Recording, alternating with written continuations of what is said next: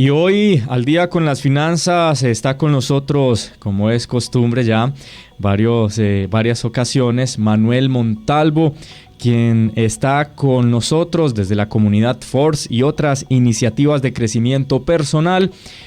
Hoy vamos a conocer cómo liberar todo ese potencial, cómo proyectar las metas y hacer que todo esto que nos proponemos pueda ser una realidad. Y es que ¿quién no se fija metas? ¿Quién no se ha fijado metas? Qué importante es para nuestra vida tener metas. Pues hoy con Manuel Montalvo desde nuestro espacio de crecimiento personal. Buenos días, Manuel. ¿Y cómo es eso de liberar todo el potencial? Buenos días, Henry. Buenos días, familia de Esperanza Colombia Radio. Para mí es un placer estar contigo y con todos tus oyentes en esta deliciosa mañana. Bueno, háblanos un poco sobre el tema de liberar el potencial. Primero, ¿cómo podríamos definir potencial? ¿Cómo aplicarlo al crecimiento personal? Ok, William Tracy dijo que el potencial de la persona media es como un océano virgen, es como un continente inexplorado, es un mundo lleno de posibilidades que esperan ser liberadas y canalizadas hacia algún gran bien. O sea, yo creo que todos tenemos un gran potencial y, repito, es un océano virgen, es un continente inexplorado. O sea, nosotros a veces ni siquiera sabemos todo lo que somos capaces de llegar a ser, ni siquiera lo podemos entender, ese diamante en bruto que Dios sabe que nosotros somos y que si empezamos a liberar ese potencial podemos hacer grandes cosas. Una vez escuché a alguien decir, Henry, que el éxito se funda en las metas. Todo lo demás son palabras. El éxito se funda en las metas, todo lo demás son palabras. Todos los triunfadores están orientados intensamente hacia alguna meta, saben lo que quieren y se concentran resueltamente en alcanzarlo un día tras otro. Pero la mayoría de las personas, lastimosamente, Henry, no tienen metas en la vida. ¿Por qué? Porque hay muchas razones, ¿no? Hay muchas razones por las cuales las personas no desarrollan las metas, no ejercen las metas, no planifican su vida. Y si supieran que las metas son tan importantes en nuestra vida, tan importantes que son ellas las que abren nuestra mente a un mundo de posibilidades, las que nos permiten ver la realidad desde otra perspectiva, las que nos da energía para alcanzarlas. Son esas metas las que nos permiten lograr grandes cosas. Y sin metas, solo nosotros nos podríamos dejar arrastrar por la corriente de la sociedad. No sé si tú escuchaste o leíste esa frase muy icónica de este señor, el creador de Apple. Él dijo, si tú no trabajas por tus sueños, trabajarás por los sueños de alguien más. Es decir, si tú no tienes metas en tus vidas, vas a dejar que la corriente te lleve y vas a trabajar por las metas de alguien más. Eso es muy profundo, Manuel. Entonces, eso es muy profundo, muy interesante. Bueno, aquí hay un concepto bíblico. Vamos a meternos con la conversación. Muchos predicadores hablan de cumplir los sueños de Dios. Okay. Cumplamos los sueños de Dios, cumplamos los sueños de Dios. ¿Cuáles son los sueños de Dios? ¿Cómo podemos nosotros relacionarlo con cumplir metas personales? ¿Y cómo relacionar ese enunciado, cumplir los sueños de Dios y asumirlo de una manera correcta y no distorsionar ese tipo de mensajes? Claro que sí. Es que, ¿cuáles son los sueños de Dios para tu vida? Esa es una pregunta que nos tenemos que hacer todos. O sea, nosotros todos tenemos una meta específica, que es la meta de ir al cielo, de la salvación. Pero bueno, cuando ya alcanzamos la salvación por gracia, por Cristo Jesús, ahora, ¿qué quiere Dios que nosotros hagamos en esta vida? Saben que nosotros, Henry, somos los que creamos nuestro propio destino y Dios nos dio a nosotros la capacidad de libre albedrío, de elegir, de la voluntad de elegir qué hacer o qué no hacer. Tú hablas al principio de la parábola de los talentos, ¿no? El talento, el potencial que Dios nos da. ¿Qué vamos a hacer con ello? ¿Lo vamos a esconder como el que lo escondió o lo vamos a multiplicar? Y eso es lo que Dios quiere que nosotros hagamos. Porque todo en nuestra vida ha empezado con un pensamiento, todo en nuestra vida ha empezado con un deseo, todo en nuestra vida ha empezado con un sueño. No sé si tú escuchaste la historia de este señor Edison, Thomas Alva Edison, el creador de la bombilla incandescente. Él tuvo un sueño, en ese momento no existía la electricidad y él generó, a través de esa idea, la colocó en práctica, tenía una meta y trabajó durísimo porque lo intentó. Algunas personas dicen que más de 3.000 veces, otros que más de 10.000 veces intentó crear el bombillo hasta que lo logró. Y él dijo que muchos de los verdaderos fracasados fueron personas que se dieron por vencidos cuando estaban cerca de lograr el éxito. Entonces, cuando tenemos una meta grande, cuando sabemos cuál es nuestro propósito de vida, cuando sabemos realmente qué es lo que queremos, entonces podemos hacer grandes maravillas, grandes cosas. O sea, imagínense un poquito atrás el avión, ¿no? Nadie pensaba que el ser humano podía volar en un avión. Sin embargo, a alguien se le pasó por su mente ese pensamiento y quizás para algunas personas hasta ilusión, hasta un sueño mágico, pero él logró. Y hoy en día ¿cuántos aviones están en circulación?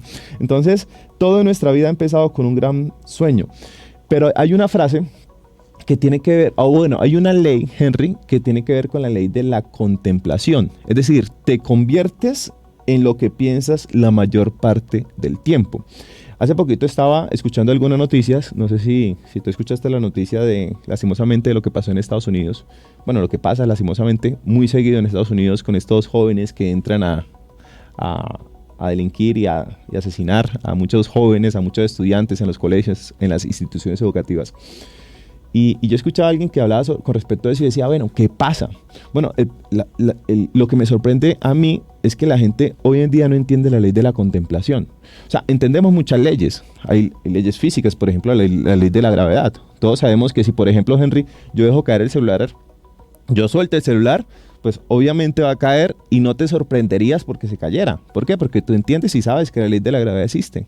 Pero así como existe la ley de la gravedad, también existe la ley de la contemplación.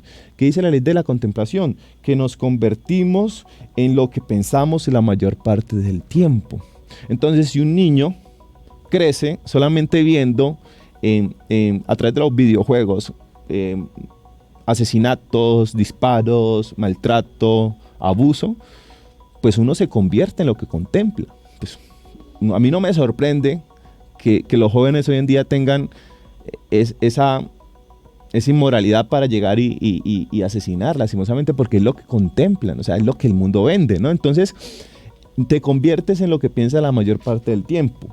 El problema es que nuestro mundo exterior, o no es un problema, es la realidad, nuestro mundo exterior termina siendo un reflejo de nuestro mundo interior. Y hay un texto de la Biblia que habla de eso, Henry, tú lo sabes. El libro de Mateo registra, Jesús dijo que del corazón, ¿recuerdas las palabras de Jesús? Del corazón salen los malos pensamientos, los homicidios, del corazón sale todo. Lo bueno, lo malo. ¿De dónde? ¿Qué es lo que contamina al hombre? No lo que entra, sino lo que sale del corazón, es decir, lo que sale de sus pensamientos. Entonces la pregunta para nuestros oyentes es, ¿en qué piensas la mayor parte del tiempo? ¿En qué piensas la mayor parte del tiempo? Porque los triunfadores piensan en lo que quieren y en cómo conseguir lo que quieren. Pero las personas carentes de éxito y felicidad piensan y hablan la mayor parte del tiempo de lo que no quieren. Es decir, de los problemas, de las preocupaciones, es verdad, de las quejas. ¿Quién es el culpable? No, que Petro es el culpable. No, que esto, no, que la inflación. No, o sea, siempre justificando y echándole la culpa a alguien más. Entonces, sí, ¿qué es lo que piensa la mayor parte del tiempo? Y muchos dirían que lo que estamos hablando no tiene nada que ver con la Biblia. Yo le voy a usted, apreciado amigo, compartir unos versículos bíblicos que hablan precisamente de esa proyección. ¿Saben? Vea, Proverbios 15:22 dice: sin consulta los planes se frustran, pero con muchos consejeros triunfan. Cuando nos encerramos en nosotros mismos y planeamos con nuestro propio concepto, y va muy ligado a lo que está hablando Manuel, lo que contemplamos, ¿cómo puede prosperar la vida? Y no solo hablo de lo financiero, ¿cómo puede prosperar todo lo que toca en nuestras manos si nuestra única consulta es ese pensamiento de derrota, derrotista, negativo, que todas las condiciones en las cuales usted se desarrolla siempre son adversas? ¿Cómo avanzar? Pues le va a frustrar el plan. Dice que con muchos consejeros puede triunfar un plan, según Proverbios. Otro texto, Manuel. Otro texto, cuéntame. Mira, muy interesante. La mente del hombre planea su camino, pero el Señor dirige sus pasos. Qué bonito. Qué bonito. Muy interesante. Otro texto que me pareció muy, muy interesante. Mira, está en Proverbios 13:16. Todo hombre prudente obra con conocimiento, pero el necio ostenta necedad. Uh-huh. Obra con conocimiento. Mira lo interesante que dice la palabra de Dios, Henry. Obra con conocimiento. Es que si no tengo conocimiento de mis metas, vivir sin metas es como conducir en medio de una espesa niebla. No sé si te ha pasado alguna vez. Por ejemplo, yo subí por acá para San Félix en el carro, y conducir una espesa de niebla es peligrosísimo. Sí. Entonces, decidir nuestras metas hace que la niebla se disipe, que la niebla desaparezca de inmediato, y nos permite concentrarnos y canalizar nuestra energía y nuestros conocimientos a lograrlo. Hay una herramienta, si se puede decir, que tiene nuestro cerebro, que es SAR, el sistema de activación reticular. No sé si lo has escuchado, Henry. El sistema de activación reticular. Yo todos los días aprendo con ustedes acá temas, yo sé que los oyentes también. Cuéntanos de qué se trata. El sistema de activación reticular dice que tu mente pone enfoque en lo que quieres, en lo que sientes, en lo que de verdad deseas. Cuando tienes una meta, tu mente pone enfoque en eso. Tú tienes carro, supongamos que vas a tener tu primer carro, o quieres cambiar de carro, y de repente, no sé, empezaste a ver quieres un carro, el Mazda CX-5 rojo, perla, ¿sí? Supongamos que y de repente, cuando decides y quieres eso, sales a la calle y empiezas a ver solamente ese tipo de carro rojo. No sé si te ha pasado. Empiezas a ver lo que quieres. Pasa mucho con las mujeres que son embarazadas. Estás embarazada y de repente empiezas a ver muchas mujeres embarazadas, y tus amigas se empiezan a embarazar, y tú dices, pero todo el mundo, y entras a Facebook, pero mira, esta está embarazada, mira, esta está embarazada, mira, esta está embarazada. Entonces tu sistema de activación reticular se activó. Empezaste a notar circunstancias o cosas en la vida que estaban ahí, pero hasta el momento no lo habías notado, pero como se activó tu sistema de activación reticular, porque ya sabes qué es lo que quieres, ya sabes qué es lo que esperas, ya sabes qué es lo que te apasiona, pues empezaste a ver alrededor infinidad de oportunidades para lograr lo que quieres. Y eso es algo que los seres humanos tenemos. Por eso decía al principio, la importancia de tener metas, Henry. Es decir, si nosotros no tenemos metas, nuestro sistema de activación reticular no se va a activar. O sea, es decir, si tu meta es llegar a la casa a ver televisión después del trabajo, pues créeme que vas a llegar a ver televisión. ¿Has escuchado la historia de la paloma mensajera? ¿Tú sabes qué es lo que pasa con las palomas mensajeras?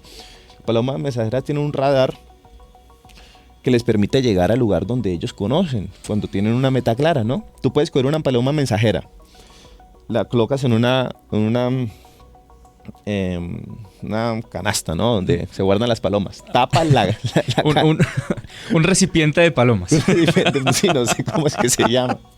Tapas la paloma con una manta, tapas la canasta con una manta, la subes a un camión. Ajá. El camión está completamente sellado. La llevas 1500 kilómetros lejos del lugar donde la cogiste. Sí, sí.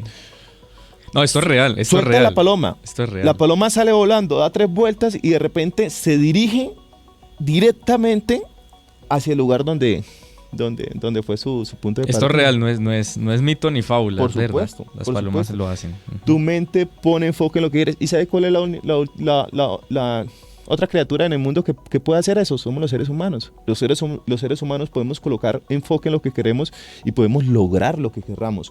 Porque cuando tienes tu meta absolutamente clara, ni siquiera uno tiene que saber dónde uno está ni cómo lograrla. Sí, o sea, las cosas empiezan a fluir. Las cosas empiezan a fluir.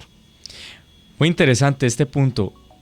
Y creo que es fundamental también reflexionar un poco sobre el foco y en qué lo tenemos puesto. El cristiano, ¿y por qué hago énfasis en el cristiano? Porque hay mucha audiencia que nos escucha y son cristianos. Y a veces el cristiano debe ser el más enfocado en metas y tener metas y propósitos. No podemos dejar todo al Dios proveerá, porque hay muchas frases que se han vuelto un cliché y que han generado una irresponsabilidad tanto en el pensar como en el hacer. Por supuesto, Dios proveerá, pero el Dios proveerá tiene que ver, como yo se los compartía en este texto, con el conocimiento. Dice, todo hombre prudente obra con conocimiento, Y también otro texto muy interesante, Manuel, Proverbios 16:3, dice: encomienda tus obras al Señor y tus propósitos se afianzarán. Tus propósitos, tus metas. Encomienda tus metas al Señor.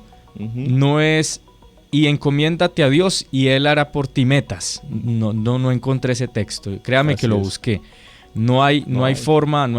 Él pide de nosotros un esfuerzo, un foco, focalizarnos, direccionarnos, organizarnos. ¿Por qué, Henry, por qué nos cuesta fijarnos metas? ¿Por qué no nos fijamos metas? ¿Por qué? Bueno, hay 4 razones por las cuales creo yo que nos cuesta fijarnos metas. Y quiero que nuestros oyentes nos presten atención a lo que le voy a decir. En primer lugar, porque pensamos que las metas no son importantes. A veces crecimos en un hogar donde no había metas. Nuestros padres no nos enseñaron a fijarnos metas. Nos relacionamos socialmente con personas que no tienen metas, con un grupo de personas donde no se hablan de las metas ni se valoran las metas. Y es más, si tú estás hablando de alguna meta que quieres lograr en esta tierra, empiezan a cambiar el tema o empiezan a decir, pero ¿por qué es tan ambicioso? Y lo coloco entre comillas, ¿no? Porque la ambición tiene a veces una connotación negativa, pero la ambición también puede ser positiva. Cuando yo decido crecer, aspirar a grandes cosas, yo creo que yo creo que Dios fue ambicioso cuando vino y dio su Hijo unigénito para que todo el mundo pueda creer en Él. El que crea en Él no se pierda, sino que tenga vida eterna. Entonces, eso es importante. ¿Cuántos de sus amigos, yo le pregunto de verdad, oyentes, cuántos de sus amigos, de sus familiares, tienen unas metas claras y están entregados a alcanzarlas? ¿Cuántos de verdad, de las personas que te rodean, tienen metas claras? Entonces, en primer lugar es que pensamos que las metas no son importantes. Segundo, no sabemos cómo hacerlo. No sabemos cómo hacer las metas. Muchas personas no saben cómo fijarse metas, Henry. Piensan que ya tienen metas cuando dicen, por ejemplo, no, es que mi meta es ser feliz. No, es que mi meta es tener dinero. No, es que mi meta es tener una familia exitosa. Eso no son metas. Eso son fantasías. Suena romántico, es muy bonito. Pero eso no son metas. ¿Por qué? Porque una meta es absolutamente diferente a un deseo, Henry. Una meta es algo claro, escrito y específico. Se puede medir, se puede describir con rapidez y facilidad a la otra persona. Se puede medir y se sabe cuándo se ha alcanzado y cuándo no se ha alcanzado. Eso es una meta. Eso es una meta. ¿Ok? Tercero, tememos a fracasar. Y hablamos hace poco, la semana pasada hablamos del miedo, ¿no? El fracaso duele, por supuesto que duele. Es emocionalmente y con frecuencia doloroso, económicamente doloroso el fracaso, por supuesto que sí. Todos hemos sufrido alguna vez de fracaso, por supuesto, pero a veces ese miedo al fracaso nos deja paralizados. ¿Te acuerdas que hablamos la semana pasada de la zona de confort? Nos deja en la zona de confort y no nos permite salir. Es que si yo hago esto, es que si yo hago aquello, quizás fracase. Entonces nos paraliza. Muchas personas cometen el error de sabotearse, inconscientemente no fijándose en ninguna meta que pudiera acarrearles un fracaso. El problema es que acaban recorriendo la vida funcionando a unos niveles mucho más bajos de lo que realmente son posibles. Mucho más bajos de lo que realmente tú puedes hacer. Y hay una historia en la Biblia clara, tú lo mencionaste al principio. La historia del hombre que guardó su talento, que enterró su talento. ¿Por qué lo enterró? Porque tenía miedo al fracaso. Y vivió por debajo de su potencial. Así es. Cuarta razón por las cuales nos cuesta hacer metas, fijarnos metas. Porque tememos al rechazo. Tenemos miedo de que si nos fijamos una meta y no tenemos éxito, los demás nos criticarán y nos ridiculizarán. Entonces, mi consejo para ti es que mantengas tus metas en secreto cuando empieces a fijarlas. Deje que los demás vean lo que has conseguido. Lo que los demás no sepan no te hará daño a ti. Son las 4 razones, yo creo, que por las cuales nos cuesta fijarnos metas, Henry. Manuel, esto es un tema largo. Es un tema que no es solo de conceptos, sino de hábito. Nos cuesta hacernos metas porque no nos enseñaron quizás a soñar pero soñar, digamos, con propósitos alcanzables. Hemos vivido siempre en el mundo del idealismo, lo ideal. Y, por ejemplo, el cristiano, el ideal es alcanzar el cielo, la salvación. Uh-huh. Muchos cristianos, tristemente, y me disculpan, y me hago responsable yo, no la emisora, de lo que voy a decir. Muchas personas quieren ir al cielo porque no les gusta trabajar, porque no quieren mantener a nadie, porque no se quieren bañar. Lo he escuchado. Porque no quieren hacer nada de su vida. Y entonces se quedan leyendo la Biblia y tratando de guardar una apariencia de santidad para llegar al cielo y no tener que hacer nada. Porque lo he escuchado yo, y por eso les digo, me hago responsable yo, no la emisora, de lo que estoy diciendo. Así es. Mira, este tema es interesante y yo creo que es un tema que nos llega a todos. Así que en este momento, si tú estás escuchando esto y sientes que es importante lo que estamos diciendo, por favor te invito a que compartas este contenido a algún amigo, un familiar, un ser querido que lo necesita. Te voy a decir por qué es importante que tengas metas claras, definidas y concretas. No solamente sueños fantasiosos, metas claras, definidas y concretas. Hay un estudio de la Universidad de Harvard que se hizo en 1979 a 1989 con estudiantes de la maestría de MBA. Y la pregunta que le hicieron a los graduandos de ese año, de 1979, es: ¿se ha fijado por escrito metas claras para el futuro y ha hecho planes para alcanzarlas? ¿Cuál fue el resultado? El 3%, solo el 3% de los graduandos, tenían metas y planes escritos. El 13% tenía metas, pero no las había escrito. Y el 84% no tenía ninguna meta específica, salvo disfrutar del verano. ¿Qué pasó, Henry? 10 años después, volvieron a encuestar a estos estudiantes y notaron que el 13% que tenía metas, pero no las tenía escritas, ganaban como promedio el doble que el 84% de estudiantes que no tenían ninguna meta. Y lo sorprendente, Henry, es que el 3% de graduados que tenían metas claras y escritas cuando dejó a Harvard estaban ganando como promedio 10 veces más que el restante 97% de los graduandos. 10 veces más.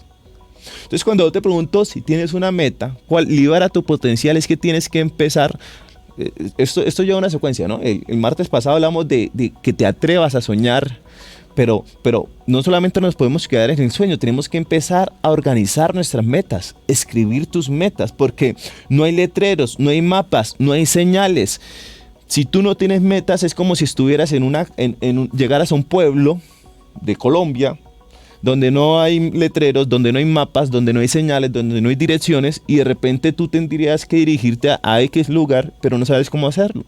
Seguramente te vas a demorar mucho llegando, y si llegarás por casualidad.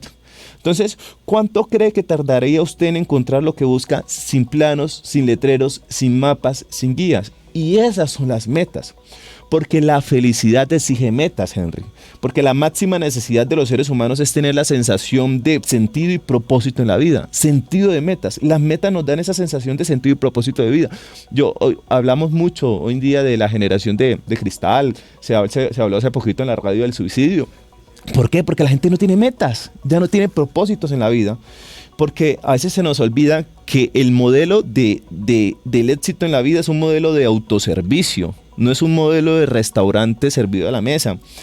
Me explico. Es decir, en un restaurante, en un buffet, ¿cómo es la vida? ¿Cómo es el éxito en la vida? ¿Cómo es la vida en sí? La vida es más parecida a un buffet, a un buffet de autoservicio. Es decir, tú primero vas, te sirves la comida y tú pagas y después disfrutas la comida.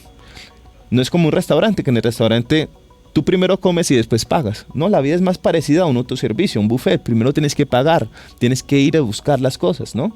Y la mayoría de la gente piensa que me voy a calentar, o sea, tengo frío, voy a llegar a sentarme, a calentarme, entonces espero que el fogón se prenda solo, que la fogata se prenda sola, que me dé calor y después sí le meto la leña. Por supuesto que no, primero le meto la leña y después me da calor.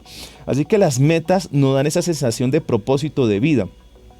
Termino con esta frase, Henry, de Zig Ziglar. Él dijo que el ascensor que lleva al éxito está averiado, pero siempre nos quedan las escaleras. Siempre nos quedan las escaleras.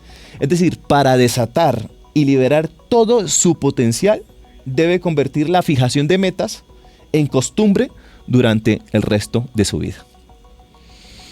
Pues muy interesante, siempre estarán las escaleras, es verdad. No ver el problema, sino ver las alternativas y la solución. Yo quiero también compartir para toda nuestra comunidad un verso de la escritora muy famosa, Helena Garmon de White, en el libro El Cristo Triunfante, página 348. Dice: Dios no le da a nadie el mensaje de que pasarán 10 o 20 años antes de que termine la historia de esta tierra. Si han de ser 40 o 100 años, el Señor no ha autorizado a nadie a proclamarlo. No quiere dar excusa a ningún ser viviente para demorar la preparación para su advenimiento, es decir, para que no haga nada. No quiere que nadie diga como el siervo infiel: mi Señor tarda en venir, pues esto conduce al temerario descuido de las oportunidades y los privilegios que se nos dan a fin de que nos preparemos para ese gran día. Preparación. Todo aquel que pretende ser siervo de Dios está llamado a prestar servicio, como si cada día fuera el último. Es decir, vivir en constante movimiento y en constante servicio y en constante propósito. Constante propósito. Constante propósito. La fijación de metas es fundamental. Meta a meta. Crea propósitos y esto que se vuelvan hábitos. Manuel, muchas gracias por el tema. Seguramente habrán muchas preguntas. Recuerde que usted puede escribirnos en la descripción de esta entrevista y puede comunicarse con Manuel Montalvo si quiere aclarar algún punto o quiere hacer alguna consulta o un comentario de la conversación de este momento. 8:41 de la mañana en Colombia.